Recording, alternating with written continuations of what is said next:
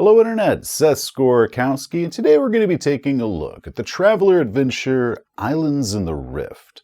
Written by Martin J. Doherty and published in 2018 by Mongoose Publishing, the adventure was initially an add-on to the Great Rift box set when they funded that on Kickstarter. Coming in at 32 pages, the module is a good length. When I first decided to move our group over to Traveler, this was one of the first adventures that I picked up, and I absolutely fell in love with it.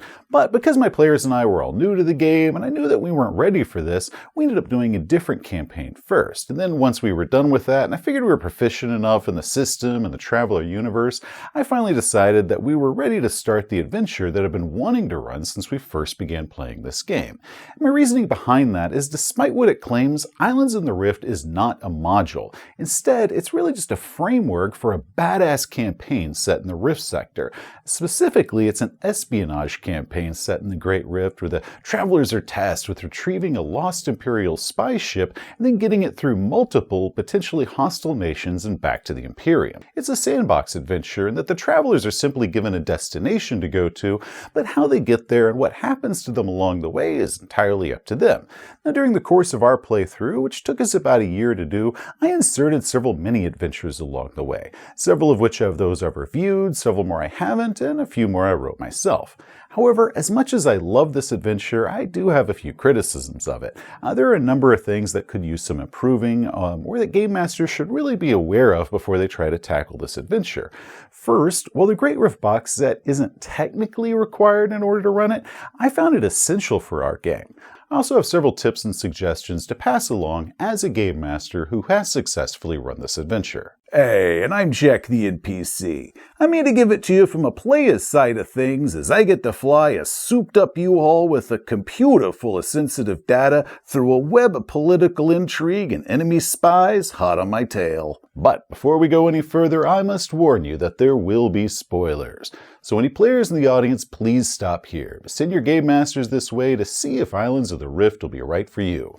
But if you keep going and you spoil yourself, you'll be branded an enemy spy. Okay, Game Masters, let's get this thing started. But before I can even begin the adventure's backstory, I first need to give you a crash course on the Great Rift. The Great Rift is an enormous swath of the galaxy that's mostly empty. No stars, no planets, just empty space. And it's almost impossible for a ship to cross the rift because they have no way to refuel. This means that much of the rift is unexplored, and whatever planets are in there are going to be cut off from the rest of charted space. The Great Rift box set details these 5 sectors. The adventure is set in this one, the Rift sector, which is one of the very few places where a ship can cross from one side of the rift to the other. The rift transit is essential for passage from one side of the Imperium to the other without having to fly all the way around it. And even then, it's only made possible by a pair of deep space stations that are bridging the wider 7 and 8 parsec gaps. In between those stations are the island subsectors, and the islands have a very interesting history all their own. Thousands of years ago, in the not-too-distant future of 2050 AD, the European Space Agency launched 3 massive ships, each with 100,000 frozen colonists aboard, and they launched those out into deep space. Now, while the occupants of the ships were all mixed from different nations and everything, each of them had its own national character. One was primarily German, Austrian, and Eastern European. Another was primarily British and Scandinavian with a little bit of Russian. And the third was primarily French, Italian, and Spanish personnel. Now, traveling at sublight speeds, it took them about 2,500 years for them to reach a habitable world. But instead of discovering just one habitable world, they discovered multiple worlds that people could live on. So these 3 generations ships, they split up to colonize 3 different worlds. Now, since they were still restricted to sublight technology, the people slowly expanded outward, populating the islands over the course of centuries. Now, meanwhile, humanity had completely forgotten all about this expedition from a long time ago, and they had no idea that these people were even there. That was all until about 90 years ago, when a damaged naval ship misjumped and landed in the middle of all of this. And it was through this initial contact that jump technology was introduced to the islands, and that's when things began escalating pretty quickly. Presently, the island subsectors are completely outside the Imperium's control. Instead, there's several smaller nations. Some of those are single world and others are multi-world, each with their own cultures that were once based on Earth's cultures from millennia before. In fact, they have more culturally in common with us now than the Third Imperium does. They have their own grudges and their rivalries going back centuries, and the result of all this is that the entire region is essentially locked in a massive interstellar Cold War that's been moving closer and closer to an actual shooting war, which brings us to this adventure's backstory. Because the Rift Transit Passage is so important to the Imperium, and because the possibility of war in the islands could disrupt all that, the Imperium is very interested in what's going on there as far as what the political climate is. So a joint mission with Naval Intelligence and Scout Services and a few private companies was sent in there. And their cover was the Perfect Stranger, a nondescript 400-ton subsidized merchant ship that's been modified with enormous fuel tanks that are capable of making this journey through the islands. It's also got a few other features on board, such as a pair of pop-up triple turrets, a systems room with holographic displays, and a hardened databank to store all of their gathered intelligence. Everything was going fine with this mission until the crew landed on the world of Acadie and stumbled across a team of spies from the world of New Bayern. Now, not knowing which government the crew was working for, the spies ambushed them. Now, 2 of the crewmen survived the attack, and the Acadie officials sent them off to Amandiage for medical treatment, but they ended up succumbing to their injuries and dying. The crewmen's bodies were then frozen and sent back to their registered homeworlds back in the Imperium. The adventure opens with the player characters being offered a job by the Imperium. For my campaign, I told all of the players that I wanted the characters to have worked for the Imperium before. They could be former Navy, Scout Services, government agents, diplomats, something appropriate, but all of them still have to be in good standing with the Imperial government. While the adventure never specifies where it is they start, I believe it's meant to be at the base of Zufflucht. For our campaign, I started it off with the adventure Flatlined, which was set at the edge of the Ref sector in the world of Neon, which for us ended as the characters were rescued by a passing ship on its way to Chandler Station, and from there they were sent off to Zufflucht for the job. The Imperial Intelligence representative tells them about the Perfect Stranger's mission, and the 2 of their agents arrive dead from the world of Amandiage. Now, they don't know what happened to the crew, but they believe that the ship and all of its data are probably still there. Now, the travelers go to the world of Amandiage, retrieve the data from the Perfect Stranger, and bring that back to the base at Zufflucht. And for that, they're going to be paid 250,000 credits each, paid upon delivery. $250,000 each. Oh, no problem at all. I will gladly work as your intelligence mule. Anything for the good of the Imperium. Now, the adventure tells us nothing about the original crew, so for my game, I made them profiles. I also added a 250,000 credit reward for the return of the Perfect Stranger, providing that they also got the data, because, it is a pretty expensive ship there. And I also put a mission objective sheet together for them, which included information about the monthly expense allowances that they're going to be receiving, which that's all covered in the module itself. Now, the adventure sort of assumes that the travelers are going to be sent to Amandiage in low berths, because the adventure just sort of starts them off there. However, because I had just started my campaign off with the adventure Flatlined, which opened up with the travelers being kidnapped in low berths, our characters really weren't that eager to get back into freezers, so instead I got them passage on a modified Far Trader that had much larger fuel tanks. Now, the idea that I was going for here is that I wanted to lay some of the groundwork for showing off the islands, what all was here and, what the political climate was like. However, I didn't handle the pacing of that adventure correctly, and to top that off, one of my players who's kind of murder hobo inclined, he just decided they didn't care about the plot, and he completely refused to engage in the adventure and started getting disruptive, and that completely murdered the mood for the game, so I ended up fast-forwarding all that just straight onto Amandiage. Yeah, that session was pretty rough. Probably your worst session in like 5 years. But between your bumbling start and that one player showing up in a bad mood and wanting to share that with everybody else, that definitely could have gone a lot better. So while I love the idea of, playing through their initial trip into the island subsector, with some intrigue and adventure along the way, and I do suggest that game masters strongly consider doing that, if I could redo that session and just do it all over again, I'd have just had them wake up in low bursts when they arrived, which is essentially where the adventure itself does start. Arriving on Amandiage, which is one of the major powers in the islands and a big propaganda state, the characters discover that yes, while 2 of the bodies from the Perfect Stranger were sent from here, the ship itself is off on a separate world of Acadie, a colony world that's essentially an oppressed possession of Amandiage. Wait, so you're telling us that we came all this way just to find out that ship ain't even here, and we gotta go somewhere else in order to pick it up? Holy crap, this is the exact same gag that they used on us in High and Dry, and that was written by the exact same guy as this adventure. Compounded with the fact that I already drug out a slow opening for our campaign with the adventure of them trying to travel there, and this setback once they finally arrived did not go over that well at all. So my suggestion here is to have the travelers arrive initially at Amandiage. It is a major starport after all, and because the government controls the separate world of Acadie, maybe have it where they require that all ships going to Acadie have to stop here first. But the travelers arrive there already knowing that once they get past customs and maybe try to dig up a little bit of information on the Perfect Stranger and its old crew, they will be leaving for Acadie where the ship is located, and they know that coming in. And that makes it feel like it's much more of just a necessary step that they have to go through, rather than just kind of a cheap aha gotcha moment, especially for those players who've already played High and Dry where this exact same gag had been used before. Now once they arrive on Acadie, they're going to find the Perfect Stranger sitting in one of the starport's pads. It's racked up a huge berthing bill over the past few months, but a few good rolls can reduce that price, negotiate it down, and once they inspect the ship, they might discover a hidden cache of money that's more than enough to cover all these berthing fees. Now, one complaint that I have about the module is while we have this isometric map of the ship and all the descriptions of the modifications, we don't actually get a ship sheet for it, which we'd also use to determine, what its maintenance fees are. I'm also not a fan of isometric maps when we're trying to use this on a virtual tabletop and prefer that to be just a 2D map. Now one fan, Chris Griffin, went out and made these awesome 2D deck plans along with a ship sheet. He's given me permission to share them for any game masters who want to use these for their game, so check the link down in the video description below. Huge thank you to Chris for making and sharing these sheets. They are awesome. However, for my game, I made one that's a little bit different. First, Chris hadn't shared his yet, so I didn't have those to build off of, and two, I made a few changes to the ship itself. Among them, I upgraded the ship's sensors. I figured a reconnaissance ship should have a badass sensor suite, am I right? Next, using the description of the ship, the systems room, I upgraded that to 2 full sensor stations.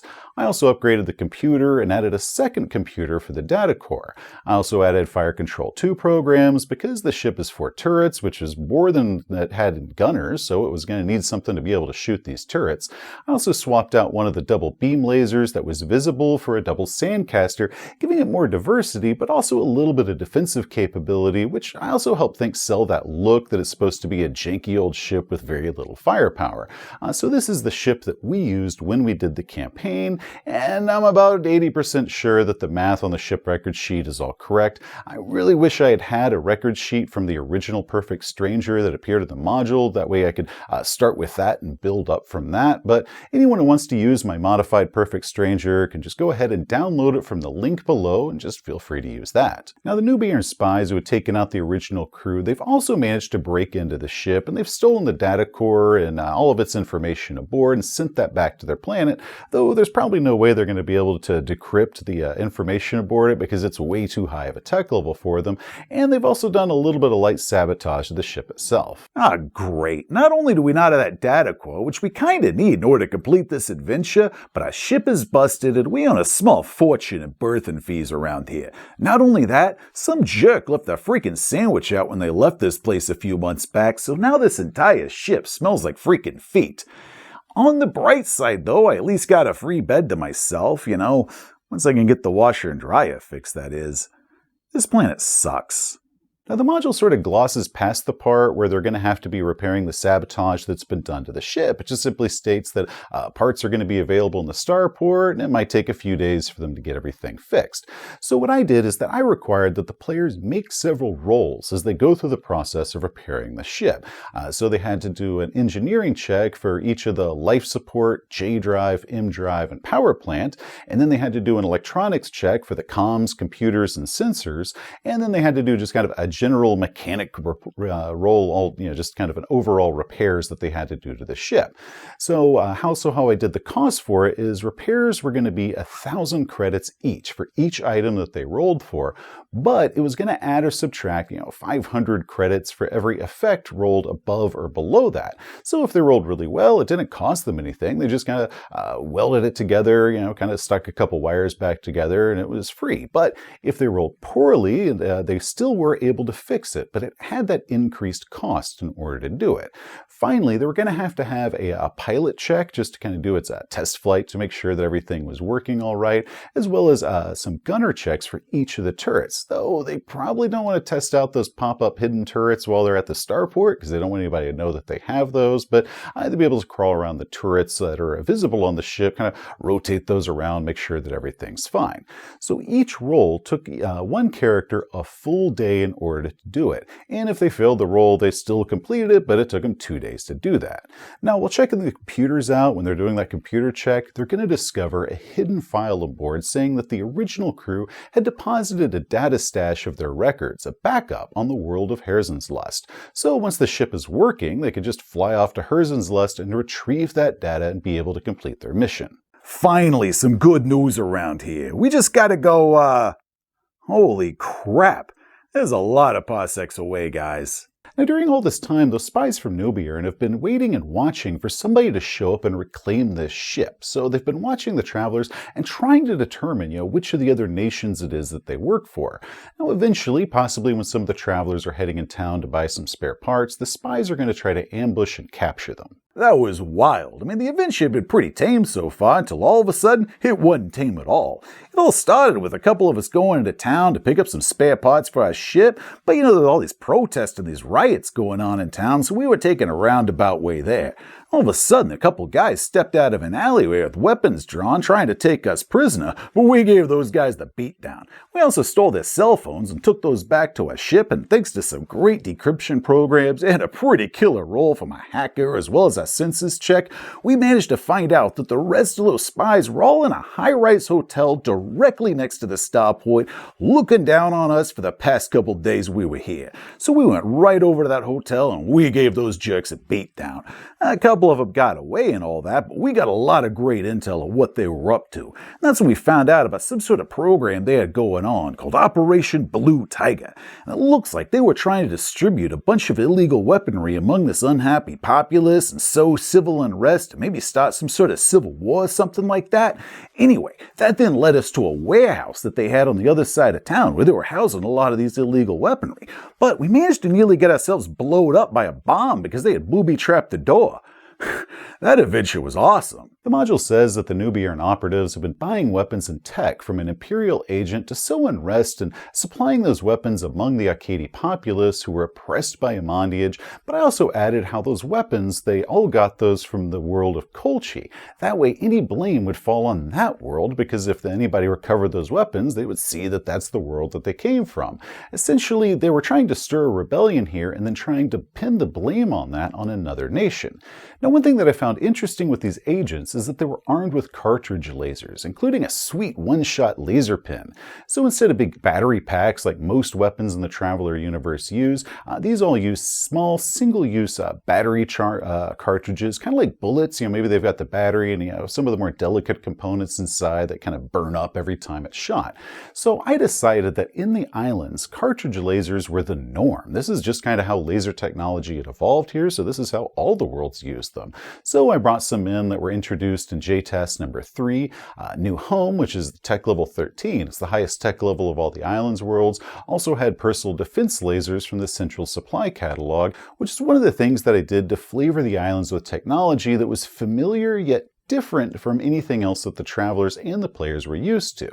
Another thing that the module never goes into is the details about the players if they decide to investigate the previous crew's death, which I knew my players are going to want to investigate that. So they visited a little mining town and they uncovered a terrorist cell there that the Nobiern operatives have been arming. They also confirmed that 3 burned bodies had been discovered in the wreckage of the Perfect Strangers crashed launch, and those ended up being buried in town. So that was able to confirm that all 5 of the previous crew were dead. So with that mystery solved and with praise for taking out this terrorist cell, they left Acadie and headed off to retrieve the data stash. Now how they get there is completely up to them. Their navigation computer is going to recommend this path as the most optimal way to go. However, the travelers can just load up their spare fuel tanks, allowing for 5 parsecs of travel of single jumps and bypass a lot of this stuff. So Game Masters, I strongly recommend that you ask your players for their planned flight paths. That way you can plan accordingly as far as what they might be encountering along the way. Now, one thing that the adventure has that I really like is a way to measure a character's stress and cabin fever from being on a ship for weeks and weeks at a time. Now, this might cause minuses in certain task checks as they get more and more irritable, or even suffer a full breakdown if it gets bad enough. Now, the cure for this includes different activities they might do aboard the ship, or just simply stopping planetside for a few days whenever they arrive somewhere. And this encourages the players to take a longer route in order to get their destination, making a lot of stops along the way, rather than just simply plowing through the empty void of space for weeks upon weeks. Now, along the way, we have several optional events that can be dropped in, such as one system, the gas giant's been trapped with mines. Another system, the starport refuses to let them land because the enemy agents have spread false rumors about them. But this whole section is really just glossed over. Now, for our game, this portion, the traveling, was the bulk of the adventures that we had. So I offered a different adventure on every planet. So when they arrived on the planet Colchi, we did Chariots of Fire, where they had to steal some fire trucks. This was then followed by Rule of Man Commemorative, where they had to carry some ancient coins, these from the 21st century, across this binary system, fighting space pirates and spies, and also becoming a restaurant mascot. And if you want the tabletop war story on that, check out that review video. On the planet of Sturgeon's Law, we did Death Station, or a highly modified version of Death Station. Because the populace of this planet all lives underwater, one of my players, they wanted an excuse to use their pilot submersible skill that they got during character creation, so I changed it from being a laboratory spaceship to an underwater research lab that instead of a jump drive had these two mechanical legs that were straddling this hot water vent. So instead of flying out there in an air raft, they had to pilot a small submarine to a distant laboratory and getting chased by giant fish monsters. And real fast, just on a personal note, Mongoose asked me to write the update and the expansion for the classic Death Station adventure into Mongoose 2nd Edition, which you can get for totally free on DriveThruRPG, so totally free adventure, link below. In the system of Basankan, as two different nations were engaged in a military standoff around a gas giant, we did a modified Dagger of Afate, where they had to board and stop a runaway starship that was on a collision course with the planet, and also uncover which of the island nations was behind that covert attack. Are you even going to mention those satellites we found? Oh yeah, so in Sturgeon's Law, when they were doing the Death Station adventure, they discovered that the person aboard that ship was transmitting information to a tiny little stealth satellite that was out in deep orbit, more of a data cache really than a satellite, about the size of a coffee can. But because the travelers knew where it was, because where it was sending the information and what it was that they were looking for, and with the aid of their ship's improved sensors that I gave them, they were able to find that satellite and hack it and get all the information out of it. But in doing so, it also aided them in discovering where more stealth satellites might be around all the other planets in the island subsectors, allowing the travelers to not only gather more intelligence, but also be able to plant false intelligence in these satellites to mislead their enemies away from where it was that they were going. Finally arriving at Harrison's Lust, they followed the drop side coordinates to a huge scrapyard that's littered with old and broken starships. So for that, I made a map, and hidden in there is a subsidized merchant ship that the original Perfect Strangers crew had scrounged a few parts from when they were here, but they'd also hidden the data core inside of. However, the Nubian operatives that are still on their trail sent some local thugs to attack and occupy the travelers that are at the scrapyard as they set up an ambush back at the starport at the Perfect Stranger. Now, that's the whole encounter as it's presented in the module, but for my game, I beefed this encounter up quite a bit. So once the travelers arrived back at their ship, using stunners, the operatives managed to capture the travelers, loaded them up into a launch. And the travelers all awoke as they were headed to a huge asteroid ship that the operatives had hidden in deep orbit, which led to a fun fight and escape as they were trying to get back to the Perfect Stranger. But from interrogating those operatives, the ones they hadn't killed, and checking the information that they had been able to get out of their data core now, the player characters discovered that while the original Perfect Stranger crew originally had 5 members, they had picked up a 6th member during the course of their mission, meaning that one of those crew had escaped the ambush back at Acadie. And then, assuming several identities, that crewman had managed to return to Harrison's Lust trying to retrieve the data stash, but ended up getting arrested because they were using a false identity, and now they're in a new cultist prison that's on Harrison's Lust, and they needed some rescue. And that's how we worked in the Amber Zone adventure Rescue on Rui, which one day I'll get around to reviewing that adventure. Once the data core has been retrieved, all that's left is the trip home. Now, while they might have some adventures or encounters along the way, the final encounter happens as they're leaving Glory. The travelers are hailed by a huge merchant freighter claiming to be an Imperial ship and congratulating them on a job well done, and says they're relieved of duty and should prepare to be boarded by their relief crew. It then launches 2 fighters to intercept the travelers. Well, that is great to hear. Tell you what, I'm going to put some coffee on for once you arrive. Guys, I think this is a trap. Of course this is a trap. Now, it's going to take the travelers 2d6 plus 12 rounds to reach a safe jump distance, and the enemy ship is going to continue launching pairs of fighters up to 12 total, meaning that the travelers finally get a chance to bust out those hidden triple laser turrets, holding the fighters back as they're trying to reach a safe jump distance to escape. The only thing that I changed with this encounter was first, while the freighter was 30,000 kilometers away and well out of fighting range itself, I made it clear that it was slow and it wasn't going to be able to catch the ship itself, but it also had enough visible weaponry to make an assault against this ship to be suicidal. The other change that I made was that 3 of the 12 fighters I changed into gigs that were capable of carrying boarding parties. Now, once the travelers jump away and they reach their destination, the adventure is done. Now, overall, despite my complaints, I really love this adventure. I personally don't like the fact that the perfect stranger isn't on the planet that the characters initially travel to, or they initially arrive there thinking it's going to be on that planet. I feel that it's a cheap gotcha move that was done better in High and Dry. I also really wish they had included a ship sheet for the perfect stranger, because that is kind of important for this whole adventure. Ultimately, I feel that the Islands in the Rift adventure desperately wanted to be something far larger than its page count would allow. We could have used some information on the original Perfect Stranger's crew, we could have used some more encounters and setbacks or ideas for setbacks along the journey along the way.